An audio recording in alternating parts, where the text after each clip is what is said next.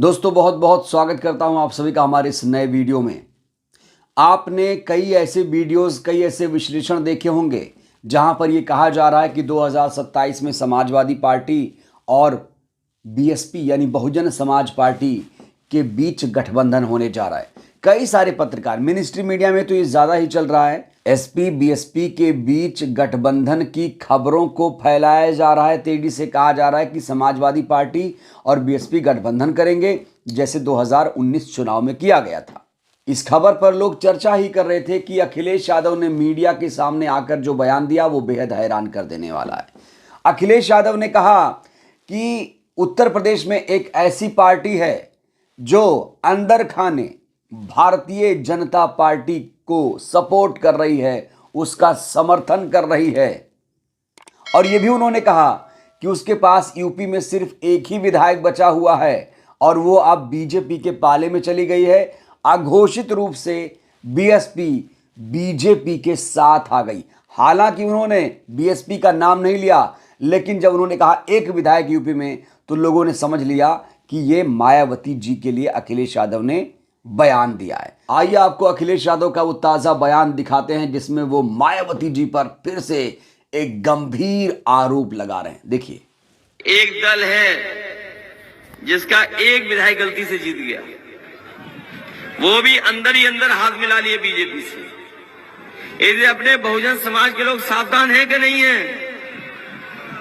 आप लोग भी सावधान रहिए।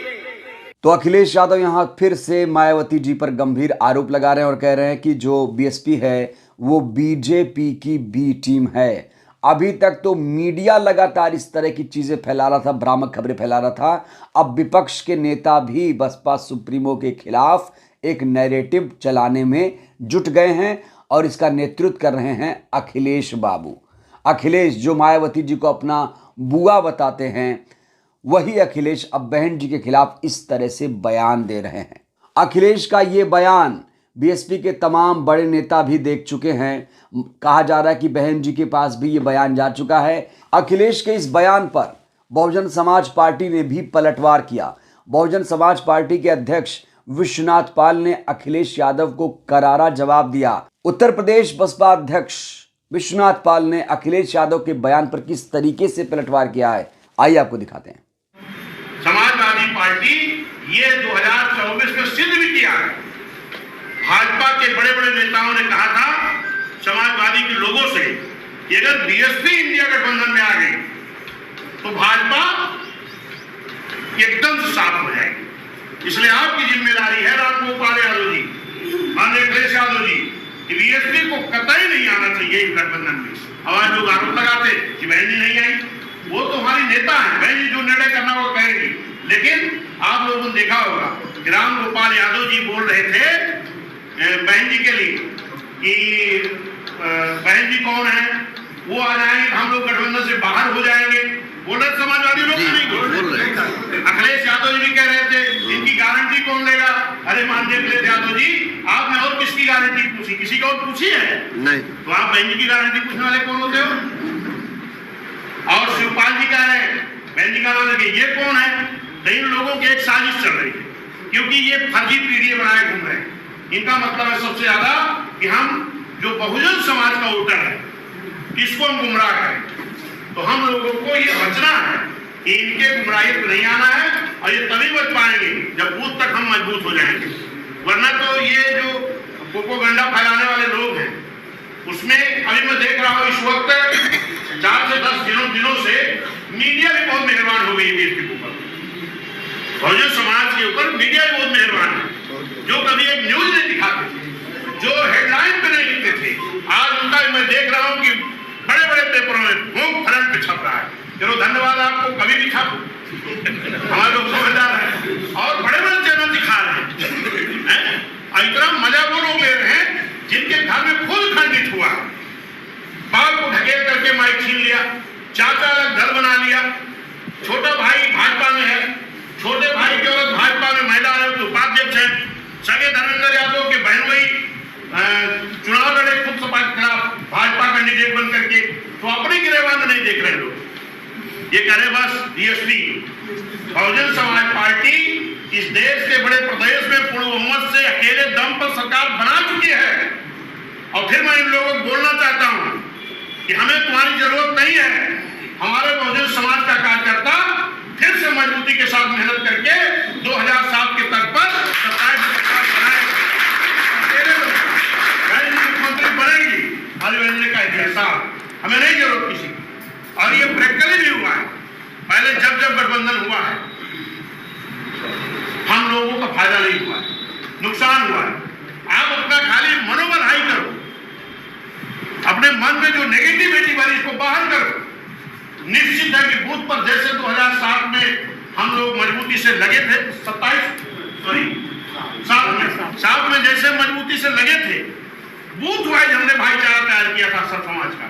फिर से बूथ कमेटी बना करके एससी, एसटी, ओबीसी, माइनॉरिटी या न्याय पसंद ब्राह्मण क्षत्रिय वैश्य जो इस देश में भाईचारा चाहते हैं, जो इस देश में कानून का राज चाहते हैं, जो इस देश में बाबा साहब संविधान लागू कराना चाहते हैं, ऐसे सभी समाज के लोगों को बूथ की कमेटी दुरुस्त करो, फिर बूथ पर इकट्ठा करें।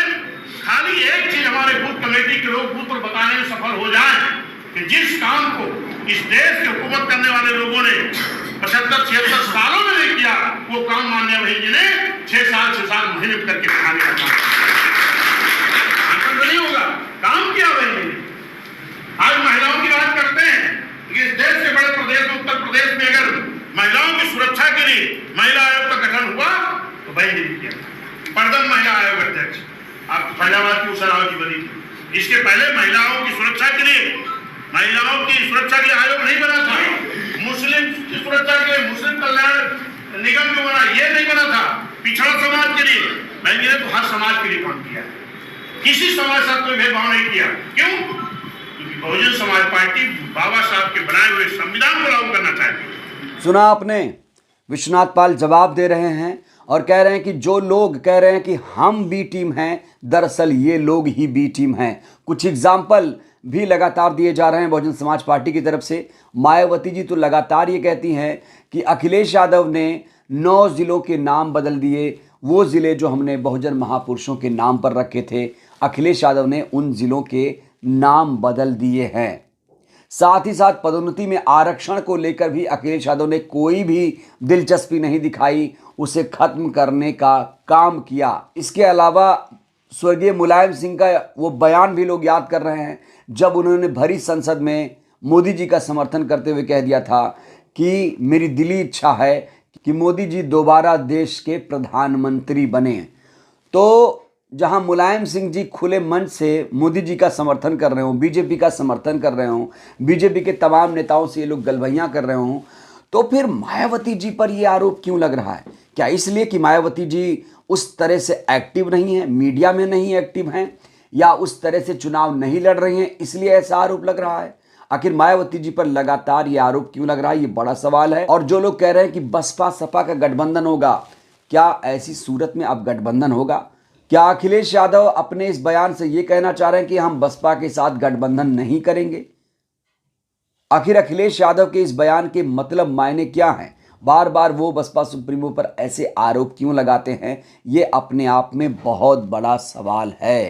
तो राजनीतिक जानकार ये मान रहे हैं कि अखिलेश यादव ने ये बयान इसलिए दिया है जिससे बीएसपी एसपी में कोई गठबंधन ना हो, कोई बातचीत ना हो। याद करिए 2024 में भी अखिलेश यादव ने ऐसा ही किया था, जब कोशिश शुरू हुई कि बीएसपी को भी इंडिया गठबंधन में शामिल किया जाए, तो समाजवादी पार्टी ने कहा कि अगर वो इंडिया गठबंधन में आए तो हम इंडिया गठबंधन से बाहर चले जाएंगे। लेकिन दोस्तों, राजनीति में कुछ भी स्थायी नहीं होता है, कोई भी स्थायी दोस्त दुश्मन नहीं होता है। राजनीति में कब कहां किसे किसकी जरूरत पड़ जाए ये कोई नहीं जानता है।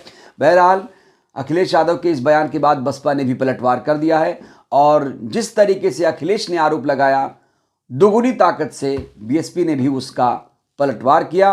तो जिस तरीके से अखिलेश यादव ने मायावती जी पर गंभीर आरोप लगाया, क्या ऐसी सूरत में उत्तर प्रदेश में 2027 के चुनाव में समाजवादी पार्टी और बसपा का गठबंधन हो सकता है? आप लोग इस सवाल को लेकर क्या सोचते हैं? अपनी राय दीजिए। बहुत बहुत धन्यवाद।